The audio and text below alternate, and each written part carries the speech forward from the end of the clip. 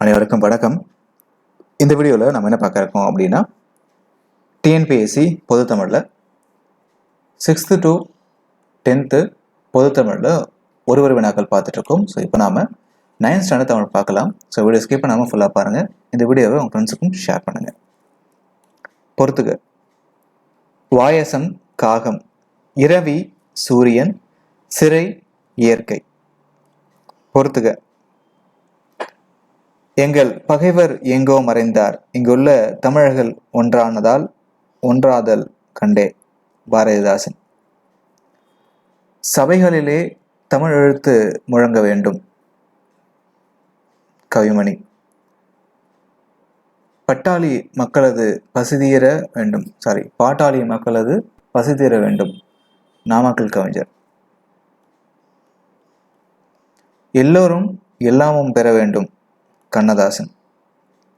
பிற நாட்டு நல்லறிஞர் சாந்திரங்கள் தமிழ்மொழி பெயர்தல் வேண்டும். பாரதியார். பிற நாட்டு நல்லறிஞர் சாந்திரங்கள் தமிழ்மொழி பெயர்தல் வேண்டும். சொன்னது யார் அப்படின்னா பாரதியார். திருவிளையாடற் புராணம். திருவிளையாடற் புராணத்தின் ஆசிரியர் பரஞ்சோதி முனிவர். பரஞ்சோதி முனிவரோட பிறந்த ஊர் பார்த்தீங்க அப்படின்னா நாகை மாவட்டத்தில் உள்ள திருமறைக்காடு, அதாவது இப்போ வேதாரண்யம் பக்கத்தில். திருவிளையாடற் புராணம் அரங்கேற்றப்பட்ட இடம் மதுரை சிவபெருமான் கோவிலுக்கு எதிரே உள்ள ஆறுகால் மண்டபத்தில் தான். ஸோ இது எங்கே வந்து அரங்கேற்றப்பட்டுச்சு அப்படின்னா மதுரை சிவபெருமான் கோவிலுக்கு எதிரே உள்ள ஆறுகால் மண்டபத்தில் தான். பரஞ்சோதி முனிவர் தந்தையோட பேர் என்ன அப்படின்னா மீனாட்சி சுந்தர தேசிகர். பரஞ்சோதி முனிவருடைய தந்தை பெயர் என்ன அப்படின்னா மீனாட்சி சுந்தர தேசிகர். பரஞ்சோதி முனிவர் இயற்றிய நூல் வந்து திருவிளையாடற் புராணம். திருவிளையாடற் புராணத்தின் உள்ள காண்டங்களின் எண்ணிக்கை வந்து 3. காண்டம் மற்றும் பாடல்.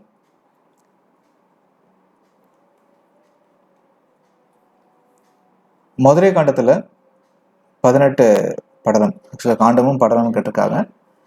மதுரை காண்டத்தில் 18 படலம், கூடல் காண்டத்தில் 30 படலம்,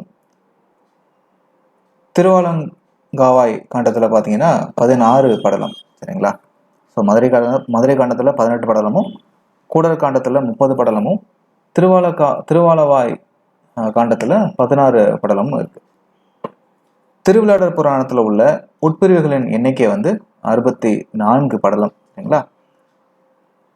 திருவிளையாடற் புராணத்தில் எத்தனை விருத்தப்பாக்கள் இருக்கு அப்படின்னா 3363 விருத்தப்பாக்கள் இருக்கு.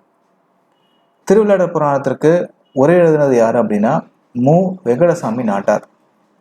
ஸோ திருவிளையாடற் புராணத்திற்கு யார் வந்து உரை எழுதியிருக்கிறது அப்படின்னா மு. வெங்கடசாமி நாட்டார்.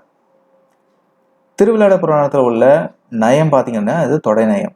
அதில் என்ன நயம் இருக்கு அப்படின்னா அது ஒரு தொடை நயம்.